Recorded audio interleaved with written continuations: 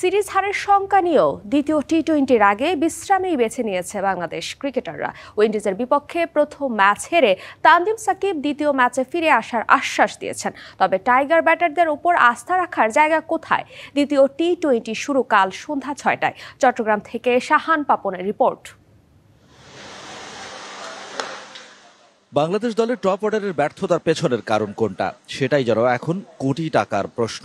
সমস্যাটা আসলে কোথায়? একাদশ নির্বাচন নাকি লাইন আপের ত্রুটি? পারভেজ ইমন অথবা তানজিদ তামিম ওপেনিংয়ে এখনো পর্যন্ত ধারাবাহিকতা দেখাতে পারেনি কেউই। টপ মিডল অর্ডার থেকে তুলে ওপেনিংয়ে এনে সাইফ হাসানের প্রতিভা কি নষ্ট করছে টিম ম্যানেজমেন্ট? প্রশ্ন ঘুরছে হাজারটা।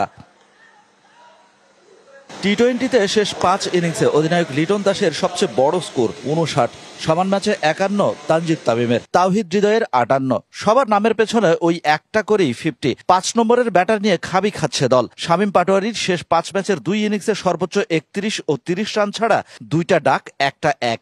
শেষ 5 ম্যাচে সোহানের সর্বোচ্চ 31। টপ অর্ডারেই জয় ওঠে, তাহলে এমন পারফরমেন্স দিয়ে টি-20তে ম্যাচ জেতা সম্ভব? তবে ব্যাট হাতে মান বাঁচানো তানজিম সাকিবরা জানেন শুধু একটি কথাই, দেয়ালে পিঠ ঠেকে গেছে, ঘুরে দাঁড়াতেই হবে। নেক্সট 2টা গেমে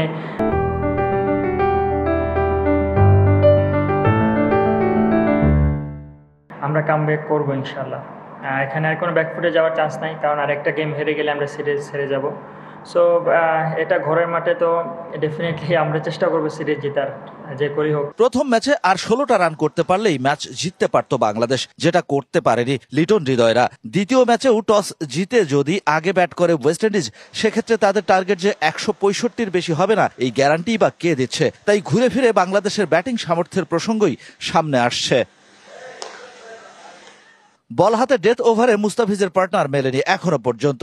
পুরো ম্যাচে নিয়ন্ত্রিত বোলিং এর পর স্লগ ওভারে দুহাত ভরে রান বিলিয়ে নিজেদের সাফল্য ম্লান করে ফেলেন তানজিম সাকিবরা। গেল ম্যাচের শেষ ওভারে তানজিম সাকিবের দেয়া 22 রান নিশ্চয়ই বড় আফসোস হয়ে আছে এই পেসারের কাছে।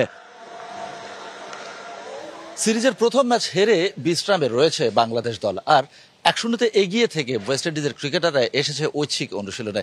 এটা দেখেই আসলে বোঝা যায় এক ম্যাচ হাতে রেখেই সিরিজ জেতার জন্য কতটা মরিয়া ক্যারিবিয়ানরা। আর বাংলাদেশ দল দ্বিতীয় ম্যাচ জিততেই হবে, না হলে সিরিজ হাতছাড়া হয়ে যাবে। Shahan Papan, DBC news, Chittagong.